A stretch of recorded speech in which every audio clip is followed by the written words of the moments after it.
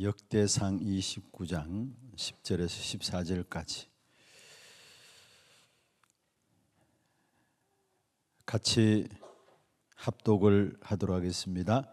다윗이 온 회중 앞에서 여호와를 송축하여 이르되 우리 조상 이스라엘의 하나님 여호와여, 주는 영원부터 영원까지 송축을 받으시옵소서. 여호와여, 위대하심과 권능과 영광과 승리와 위엄이 다 주께 속하였사오니 천지에 있는 것이 다 주의 것이로소이다. 여호와여, 주권도 주께 속하였사오니 주는 높으사 만물의 머리이심이니이다. 부와 기가 주께로 말미암고 또 주는 만물의 주제가 되사 손에 권세와 능력이 있사오니 모든 사람을 크게 하심과 강하게 하심이 주의 손에 있나이다. 우리 하나님이여, 이제 우리가 주께 감사하오며 주의 영화로운 이름을 찬양하나이다. 나와 내 백성이 무엇이기에 이처럼 즐거운 마음으로 드릴 힘이 있었나이까.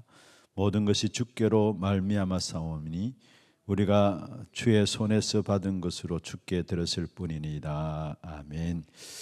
로마서 11장 한 군데 더 보겠습니다.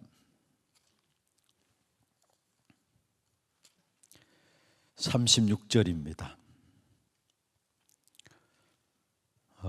로마서 1장부터 11장까지는 중요한 교리에 대한 부분들을 말하고 있으면서 12장부터는 삶에 대한 부분들을 이야기하고 있습니다. 그것을 연결하는 부분들이 36절입니다. 로마서 11장 36절 같이 한번 보십시다. 이는 만물이 주에게로서 나오고 주로 말미암고 주에게로 돌아갑니다. 그에게 영광이 세세에 있을지어다. 아멘. 오늘 우리에게 여정 7가지 여정에 대한 부분을 나왔는데, 먼저 지금 우리가 망대를 할 때는 우리가 갖고 있는 힘입니다. 그리고 여정이라 할 때는 하나님께서 우리에게 준비하신 길이죠. 하나님이 우리 인생을 위해서 우리 인생 속에 준비하신 길인데, 그게 바로 믿음의 내용이라 할 수 있습니다. 그리고 이정표는 시간표입니다.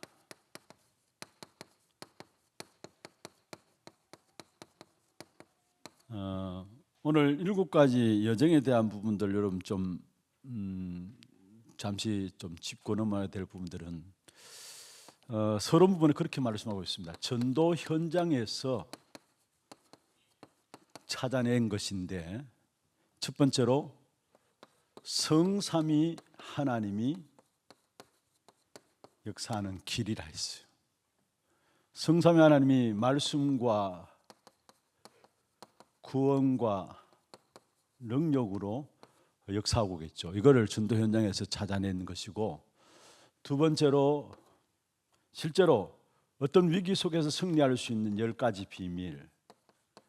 이게 여러분 전체 유인물 보면 나오는 부분을 좀 그냥 이렇게 써보겠습니다. 그리고 어디에서든지 흔들리지 않는 10가지 발판. 우리가 가지고 있는 믿음의 내용들입니다. 10가지 발판. 현장에서 확인하고 찾아낸 부분들이라고 했죠. 모든 흐름을 바꿀 수 있는 9가지. 흐름을 바꿀 수 있는 부분들이죠. 그리고 어디에서든지 이길 수 있는 확신 5가지.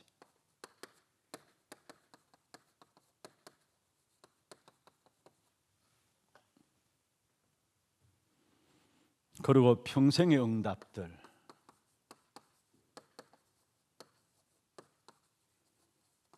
그 다음에 마지막으로 우리가 이 땅에 살아가고 있지만은 결국은 보좌의 축복을 우리의 현장에 나타내는 캠프다 했어요. 마지막 여정은 보좌의 축복으로 캠프의 여정이 우리의 걸음이다 말씀했습니다. 그런 가운데서 오늘 제가 여러분에게 좀 말씀드리고 싶은 부분들은 다 안에 나와 있는 정리를 다 해놨어요. 사실 유인물 보면. 그러면 이걸 그대로 다 전달하는 건 좀 그렇고, 얼마 전에 제가 건찰에서도 말씀을 드렸던 부분입니다만 다시 한 번 더 너무 중요한 부분들이기 때문에 좀 말씀을 드리겠습니다. 우리의 여정 가운데서 가장 중요한 부분들 중에 한 부분이 있다면 신앙의 발판입니다. 10가지에 대한 부분들인데 성경 66권의 요약이면서 우리에게는 결단을 요구하시는 부분이에요. 어떤 면에서 현장을 살아가고 있는 저와 여러분에게는 결단을 요구하시는 부분들이 10가지 발판들이에요. 이 신앙의 10가지 발판이 그냥 신앙의 10가지 발판이 아니라 사실 전도 운동의 발판이고 전도의 발판이고 실제로 우리의 믿음의 발판이에요. 믿음의 발판. 얼만큼 이 10가지 발판이 진짜 우리에게 발판되어 있냐에 따라서 우리의 신앙생활에 승리할 수 있고 이 발판되어지는 따라서 전도의 축복을 누려갈 수 있는 것입니다. 그래서 그 여정 속에 많은 다 중요하죠. 하나하나 다 중요한데 우리의 여정 속에서 진짜 지금 우리에게 필요한 부분들이 있다면 신앙의 발판, 이 사실들이 우리에게 믿어져야 되고 이것을 놓고 우리가 결단되어져야 될 부분들입니다. 그러면은 먼저 서론에서 좀 여러분 좀 기억하실 것은 결국 우리 모든 문제 응답 해결의 시작은 믿음입니다. 믿음이 있느냐 없느냐입니다. 모든 문제 해결의 시작, 영적 문제 해결의 시작도 믿음입니다. 그런데 거의 많은 분들이 믿음보다도 불신앙에 빠져 있어요. 불신앙에. 나도 원치 않지만은 내가 믿음 가지고 있다고 생각하는데 어느 문제 사건들 딱 생기면은 나도 모르게 어디로 돌아가느냐? 불신앙으로 딱 빠지게 돼요. 그러면 어떻게 되느냐? 모든 역사의 시작이 믿음인데 그래서 믿음은 결국 이기게 됩니다.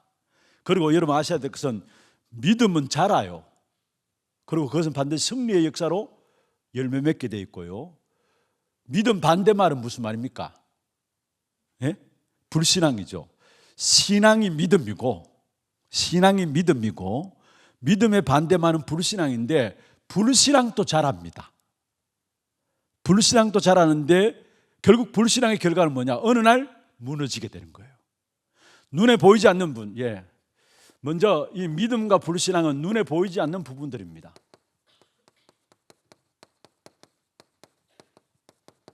그런데 어떤 면에서 눈에 보이지 않지만 가장 중요하다고 할 수 있어요. 왜냐? 모든 문제 해결의 신작도 믿음이고 모든 문제에 빠지게 되는 이유도 불신앙이에요. 믿음과 불신앙, 눈에 보이지 않습니다. 그러나 너무나 중요하다는 사실. 결국은 우리가 믿음 없이 불신앙 속에 있다는 결과가 뭐냐? 어쩔 수 없이 인본주의를 쓸 수밖에요. 인본주의를 쓸 수밖에 없는 것은 믿음이 없으니까 결국 자기 이익과 자기 수준으로 살아갈 수 있을, 자기 이익과 자기 수준으로 살아가게 되는 것이고 어떤 면에 수준이 높으면 높을수록 수준이 높으면 높을수록 결국은 영적 문제를 가져올 수밖에 없는 것이 정말 내가 믿음 안에 서 있느냐 불신앙에 서 있느냐 중요한 것을 우리에게 보여주고 있습니다. 눈에 보이지 않지만 가장 중요한 부분들은 사실 여러분 아시고 두 번째로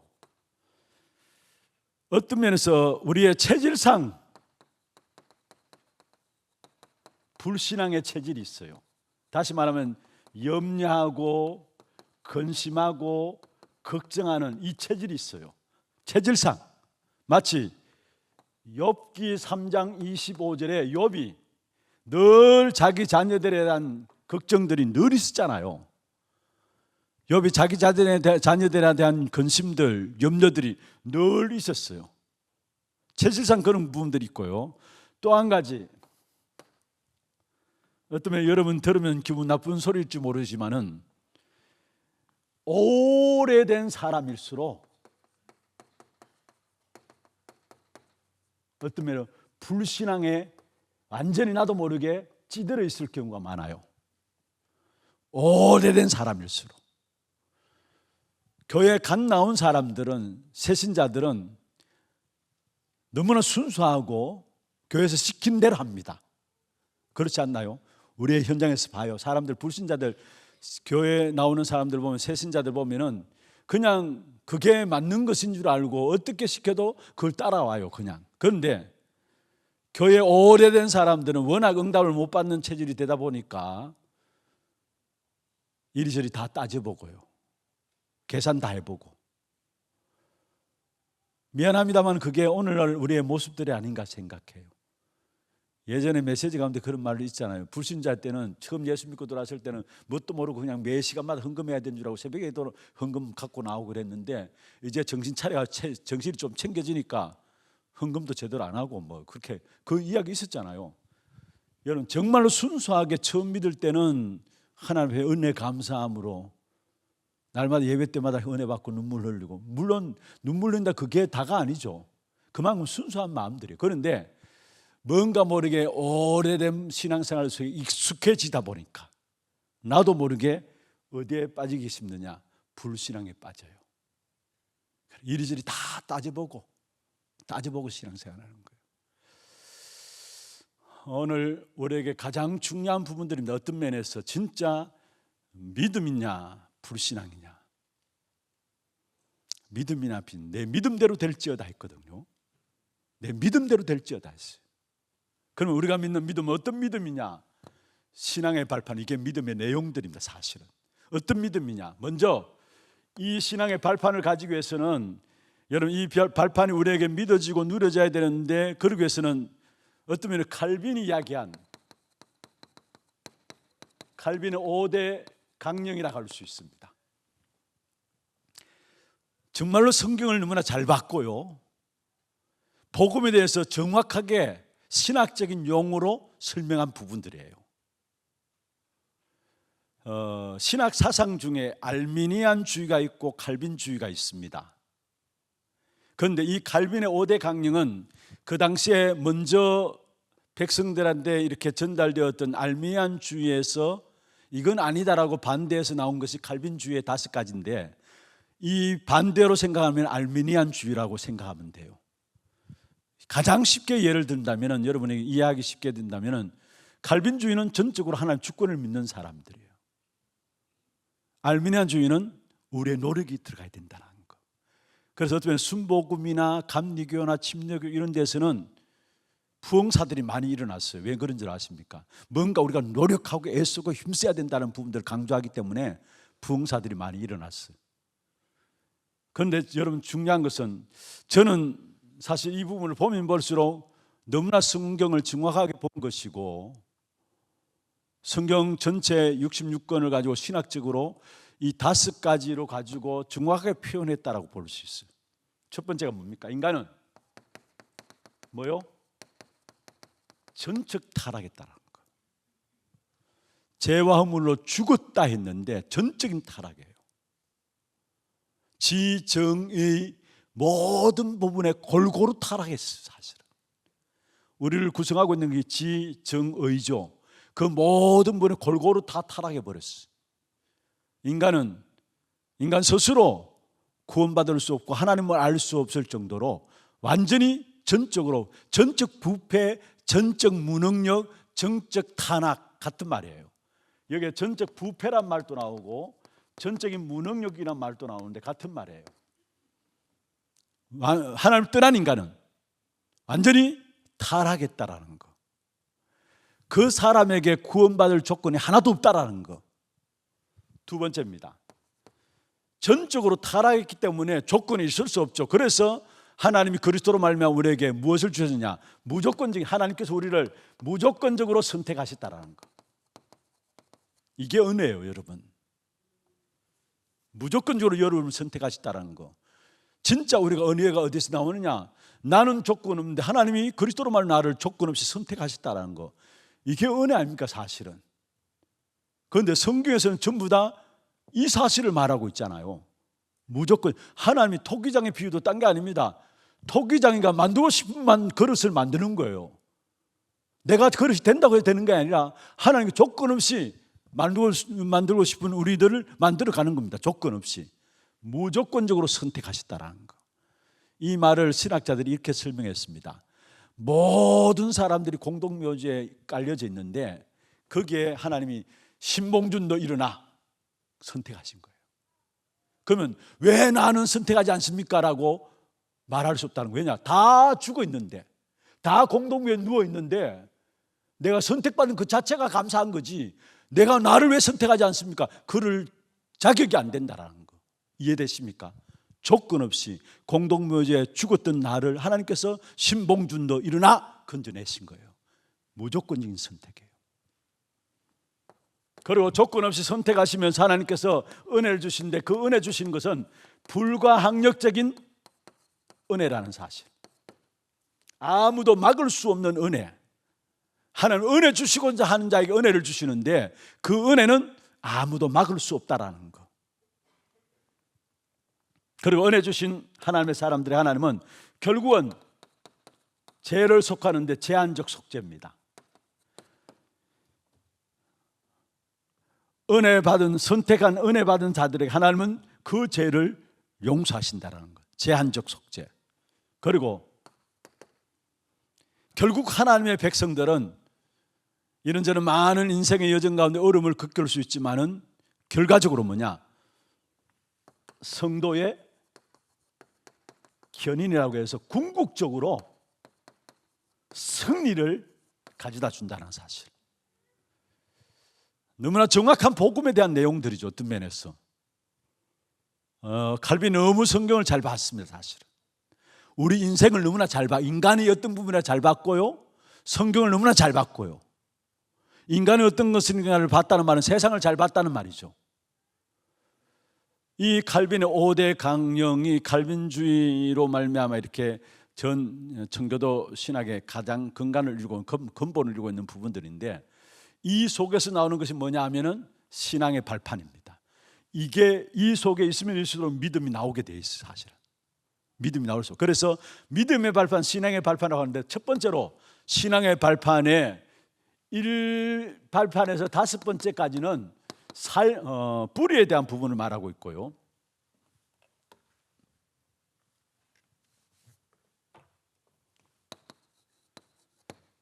두 번째로 6에서 10번째 발판은 우리의 삶에 대한 부분을 말씀하고 있습니다.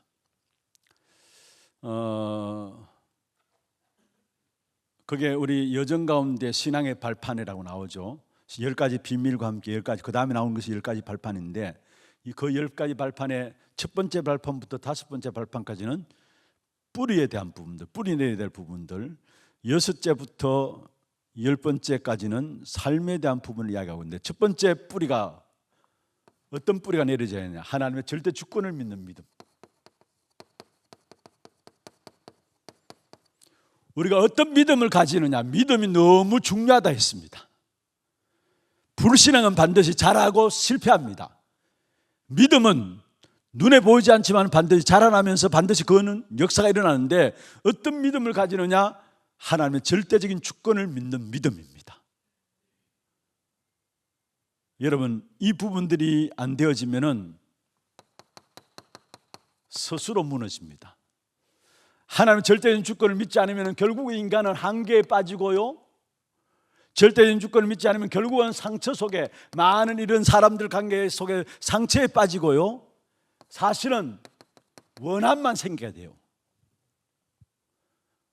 우리의 삶을 직접 한번 보세요. 우리의 생활을 한번 보세요. 하나님의 주권이 안 믿어지면은 그 어느 누구도 인생은 한계에 빠지면서 이런저런 많은 문제와 사건 속에 상처를 가지게 되고, 그 상처가 그냥 상처가 아니라 원한이, 여러분 특별히 한국 사람은 한맺힌 백성이라 하잖아요. 여러분 합병이 있어요. 합병. 진짜 합병이 있어요. 어떤 사람이 병원에 가니까 그렇게 진단했다고, 당신 그게 딴 문제가 아니라 합병이다라고 이야기했대요. 뭔가 모르게 자꾸 뭔가 합병이라 이야기했다는 거예요. 그렇습니다. 뭔가 모르는 문제에 부딪혀가지고 나도 모르게 그게 해결 안 되니까 합병으로 딱 나옵니다. 여러분, 이게 결국은 사단의 통로 아닙니까? 우리 인간을 무너뜨리는 사단의 통로 아니에요, 사실은. 그렇잖아요. 그래서 베드로전서 5장 7절 8절에 특별히 8절에 보면은 근신하라 깨어라 너희 대적마귀가 우는 사자처럼 두루 다니며 삼킬 자를 찾는다 했어. 원한 가지고 한계 가지고 상처 가지고 뭔가 모르는 불평 원망에 딱 그래서 근심 걱정 가지고 있는 자들을 신방하면서 악한 사단이 무너뜨린다는. 그래서 근신하라 깨어라 말씀했어요. 그 앞에는 뭐라면 너희 염려를 주께 맡겨버리라. 주께서 너희를 금고하시리라. 염려가 어디서 나오느냐? 하나님 절대적인 주권을 믿지 않으니까.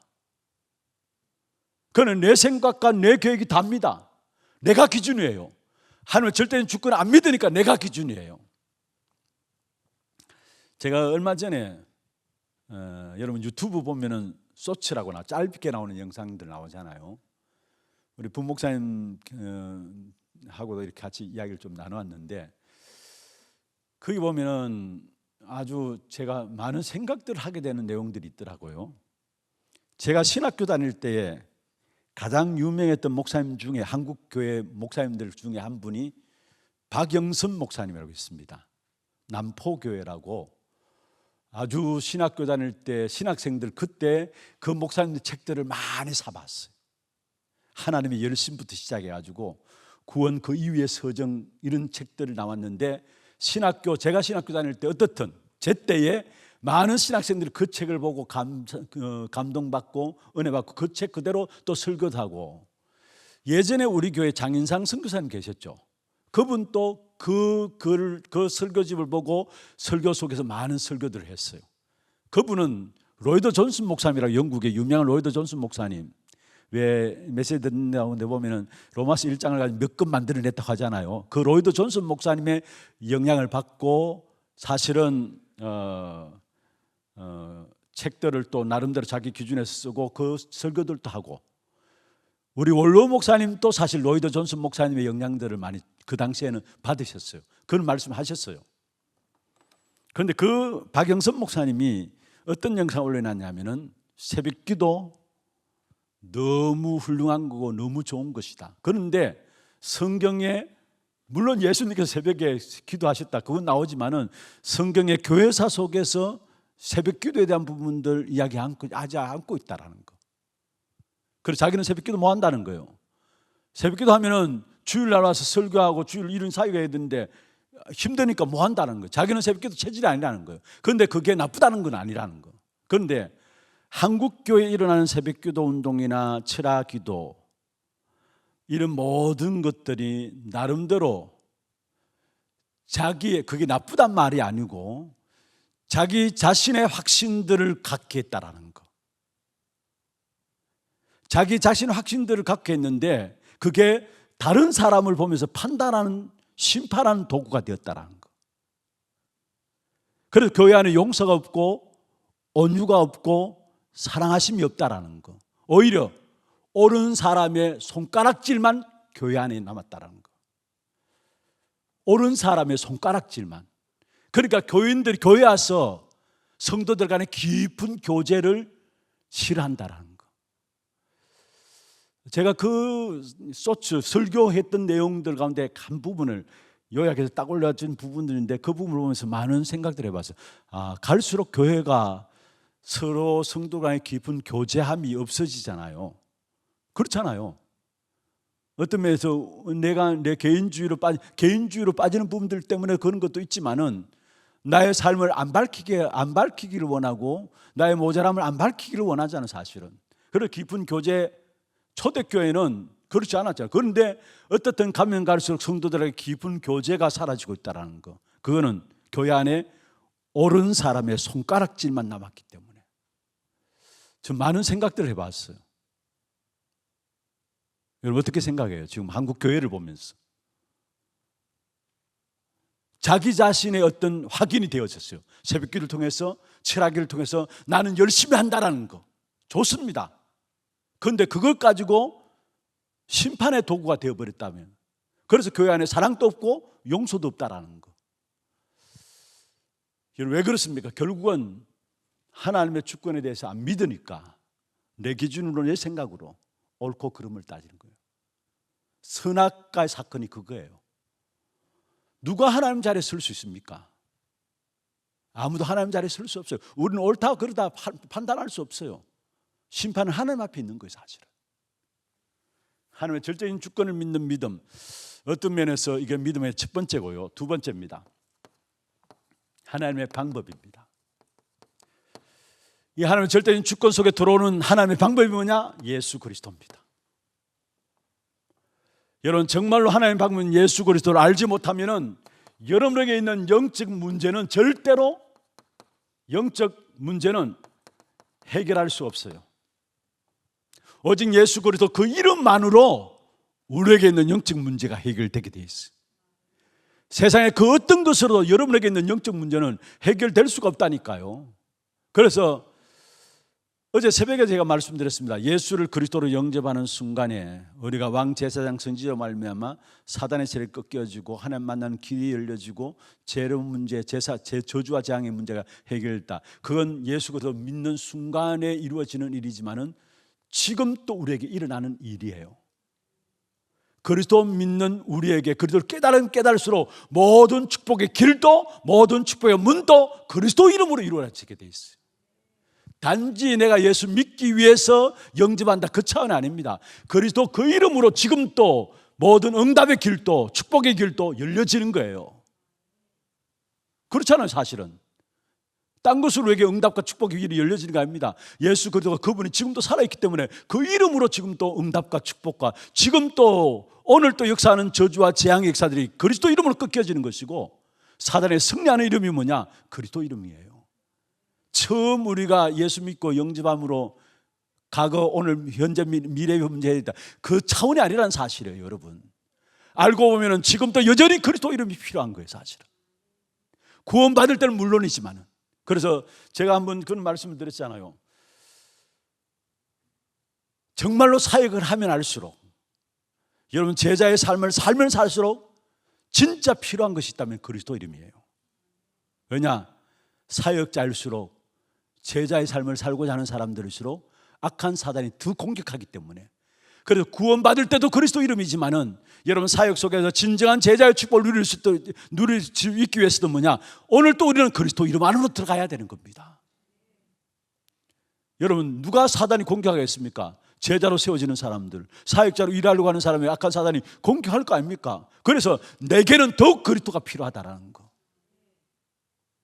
그냥 단순히 예수 믿고 천국 간다, 그 정도 아니에요. 여러분, 우리의 구원이 단순히 예수 믿고 천국 간다, 그 정도 아닙니다. 여러분, 마가복음 3장 13절 15절에 보면은 우리 일생의 모든 것을 완전하게 준비한 것이 뭐냐? 그리스도 그 이름으로 말미암아 이루어진 구원이에요.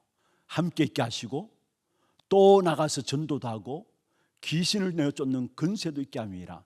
우리 일생의 완전한 길이 그리스도로 말미암아 우리에게 주신 축복이에요. 함께 있기 위해서 우리를 부르셨다. 하나님 원하는 자를 부르셨다 말씀하셨어요. 마가복음 3장 13절에 원하는 자를 부르시기, 원하는 자가 왔다고 하면서 왜 부르셨느냐? 함께 있게 하시고 또 나가서 전도하고 귀신을 내어 쫓는 권세. 우리 일생을 통해서 이루어지는 완벽한 하나님의 응답들이 그리스도로 말미암아 이루어진다는, 구원 속에 있다라는 거 믿습니까? 세 번째, 하나님의 역사입니다. 저와 여러분에게는 눈에 보이지 않지만 정확한 성령께서 우리 안에 내주하시고 인도하시고 역사하시게 되어 있어요. 왜 성령의 인도를 받아야 되냐? 우리는 성령의 인도받지 않으면 힘이 없습니다. 악한 사단이 세상을 공중 권세 잡은 자의 역사로 장악하고 있는데, 이 속에서 우리가 성령의 힘을 힘입어야 사단과 영적 싸움에서 승리할 수 있어요. 우리는 힘이 없잖아요, 여러분. 그래서 주님께서 우리에게 권능을 주시겠다 말씀하셨잖아요. 그 권능이 오래가 아닙니까? 힘이 있어야 되는 겁니다. 절대적인 주권 믿지 않으면 스스로 무너지게 되고요, 세워지지 못합니다. 그리스도 하나님 방법을 모르면 영적 문제 해결 안 돼요. 천하 없어도 영적 문제 해결 안 돼요.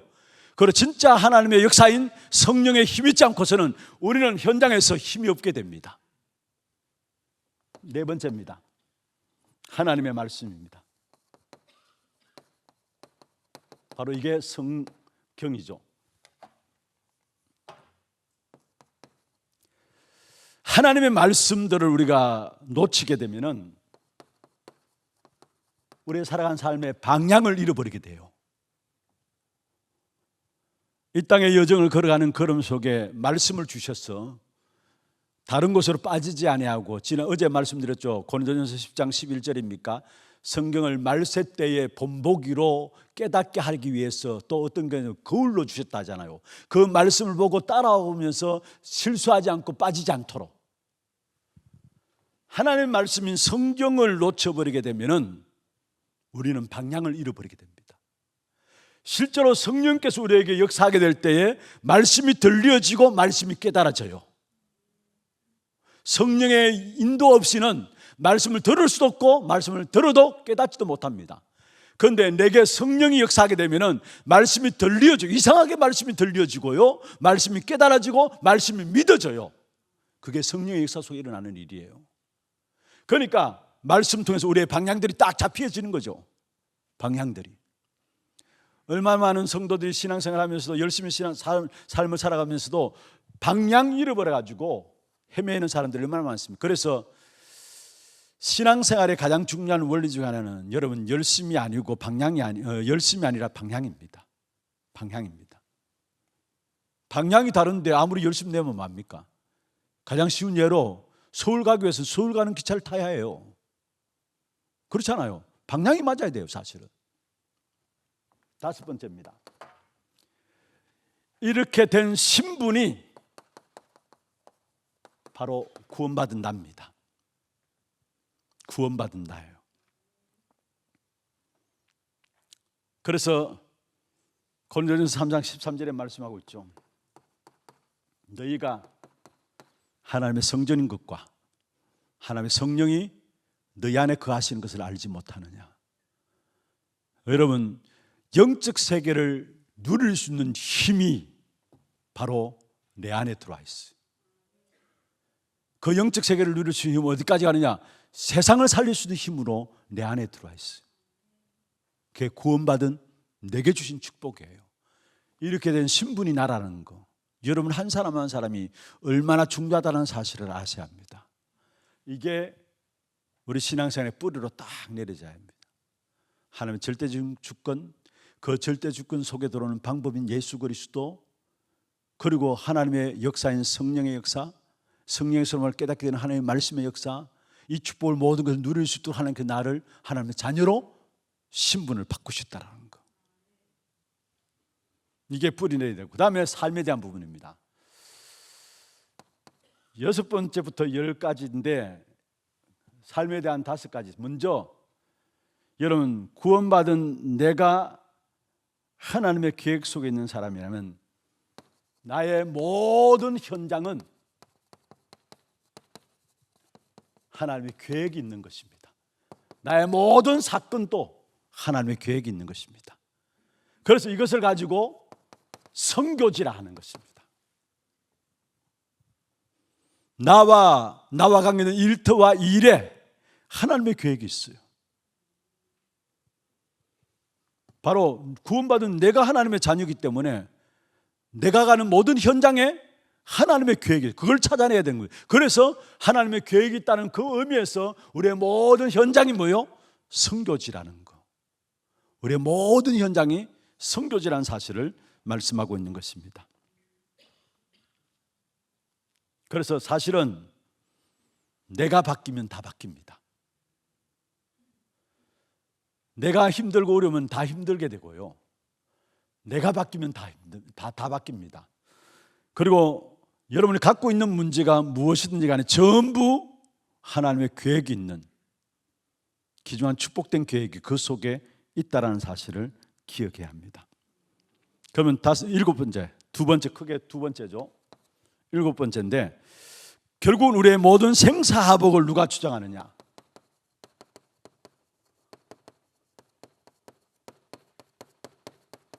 시편 139편에 나오는 내용이죠. 우리의 모든 안고 일었음을 누가 주장하느냐? 결국은 신앙생활의 가장 중요한 부분들인데 하나님이 우리 인생의 생과 사, 화와 복을 주장한다라는 사실이에요. 그래서 우리 신앙생활에 주의해야 될 부분들이 있다면 하나님 주권에서도 말씀드렸습니다마는 불신앙하지 말아야 합니다. 생사하복을, 여러분 생을, 살아가는 생을, 죽는 것들을 하를, 복을 누가 주관하고? 하나님이. 그렇다면 그 앞에 서면 우리가 불신앙하지 말아야죠. 여러분, 하나님을 안 믿는다는 말이 아니에요. 여기 불신앙한다는 말, 하나님을 안 믿는다는 말이 아니고요, 모두가 나름대로 옳은 말이고 이유가 있는데 우리도 모르게 표현하기 힘들 정도로 이 불신앙에 딱 젖어 있어요. 나름대로 옳은 말이에요. 나름 이유가 있어요. 믿지 않는다는 말은 아니에요. 생사하복 믿잖아요. 그런데 우리도 모르게 여기에 불신앙에 나도 모르게 딱 찌들어 있는 사실들을 볼 수 있어야 합니다. 그래서 여러분은 계산하지 말고 미리 염려하지 말고 생사하복을 하는 게 주관하시면은 여러분 계산하지 말고요, 미리 염려하지 말고 내 오늘의 삶에 최선을 다하면 됩니다. 생사하복이 하나님 손에 있기 때문에 우리는 계산합니다. 우리는 미리 염려해요. 아니, 생사하복 하나님께서 주관하고 있다는 주관하고 있다면서요. 이게 우리의 삶에 여러분 확인되어야 되는데 이게 안 되니까 우리도 모르게 불신앙에 빠지는데 최선만 다하면 되고요. 진짜 생사하복을 하는 주관하시는 사실을 알면은 여러분 감사가 나오죠. 아, 내 같은 이런 사람도 하나님께서 나의 안고 일었음을 하나님께서 아시는구나. 감사할 수밖에. 어쩌면 우리 자신을 보면 볼수록 부끄러움이 나올 수밖에요. 이렇게 못난 나인데 하나님께서 나의 모든 생과 사와 하바복을 하나님께 주관 안고 일었으면 하나님께 아신다라는 거, 부끄러울 수밖에 없는 거 아닙니까? 우리 자신을 보면은 그렇잖아요. 내가 뭔데 하나님 나의 안고 일었음을 아신다고 말하느냐, 너무 부끄러운 것이죠. 그래서 여러분 중요한 것은 뭐냐, 정말로 모든 것을 생사복을 하나님 주관하신다면은 영원한 것에 생을 걸기를 바랍니다. 영원한 것에 생을 걸기를 바랍니다.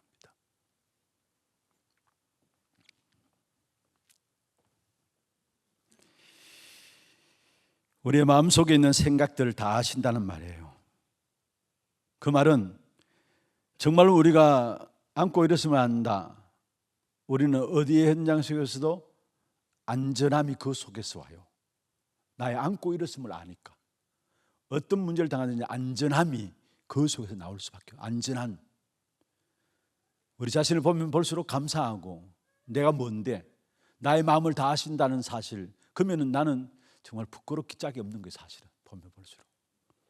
8번째입니다. 세 번째죠. 시한부 인생입니다.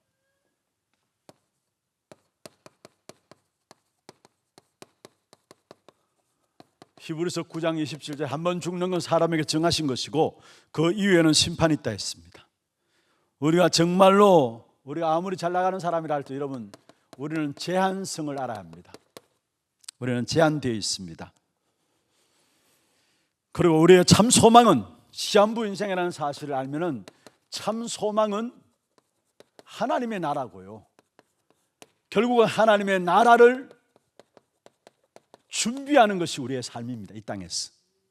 이게 시한부 인생을 아는 것입니다. 그리고 정말로 시한부 인생을 인생의 사실을 알면은 육신 싸움을 싸우지 않고요, 영적 문제를 해결하기 위해서 부르심을 알고 그것을 위해서 준비하는 겁니다. 시한부 인생을 모르니까 육신 싸움으로 시간 다 보내요. 주기철 목사님이 일사각오를 이야기했어요. 한 번뿐인 삶, 내가 무엇을 위해 살아가는 것이 가장 축복된 삶인가, 그 앞에 숨겨 있다는 거예요. 일사각오의 삶, 시한부 인생을 알았단 말이에요. 진짜 겸손이 어디서 나오느냐, 시한부 인생을 알 때. 진짜 많은 핍박과 어려움 속에서 중요한 문제의 결단 앞에서 담대함이 어디 있느냐, 한 번뿐인 삶인데 시한부 인생을 알 때. 결국 우리에게 중요한 내세, 이 땅의 삶으로 끝나는 게 내세가 있다는 거. 어쩌면 이 부분들은 지금까지 우리 기독교가 유지되어던 메시지입니다. 내세에 대한 부분들, 천국과 지옥이 있다는 거. 그런데 그 천국을 준비할 수 있는 시간들이 오늘이라는 거, 이게 전도의 가장 중요한 핵심이기도 합니다. 어떤 면에서 구원받는 순간에 우리는 이미 내세는 결정되어져요. 그래서 여러분, 예수 믿다가 죽은 사람들의 죽음의 현장을 보면은 너무나 평안한 가운데서 죽음을 맞이하잖아요. 마치 얼굴에 천사같이 웃음을 잃지 않고 죽음을 맞이하는 부분을 보게 되는데, 왜 그렇습니까? 구원받는 순간에 이미 내세는, 그리고 여러분 모든 삶의 현장에서 승리할 수 있는 가장 힘이 뭐냐? 나에 대한 내세가 이미 결정되어 있다는 거, 완전히 준비되어 있다는 거. 불신자들은 이 부분들 때문에 불안해요. 사실은 그렇잖아요. 이 부분들을 해결하기 위해서 온갖 좋은 일, 착한 일을 많이 하고요. 그러나 여러분은 지질이 우리는 못났지만은 그리스도 이름 구원받는 순간 이미 내세는 끝났어요. 믿습니까? 내세는 끝난 거 아닙니까? 믿는 순간에 내세는 끝난 거예요. 그래서 죽음 앞에서 당당할 수 있고, 죽음 앞에서도 결국 그렇게 웃으면서 죽을 수 있는 이유가 뭡니까? 내세는 끝난 것이기 때문에. 사실은 다섯 번째, 전도자의 상급입니다.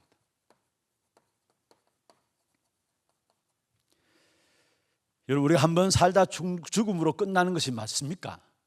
아니잖아요. 그렇다면 불신자와 신자의 삶의 결과가, 차이가 과연 없는 것입니까? 한 걸음 더 나갔어. 진짜 여러분 구원받은 하나님의 자녀로서 정말로 모든 인생 자체를 하나님의 원하시는 소원 맞춰서 살아왔는데 그 역사에 상급이 없는 것입니까? 불신자와 신자의 차이가 있는 것처럼 신자들도 중요한 방향 붙잡고 나오는 사람들의 결과는, 그래서 갈라디아 4장입니까 6장입니까? 심는 대로 거둔다고 했어요. 심는 대로 거둔다 했어요.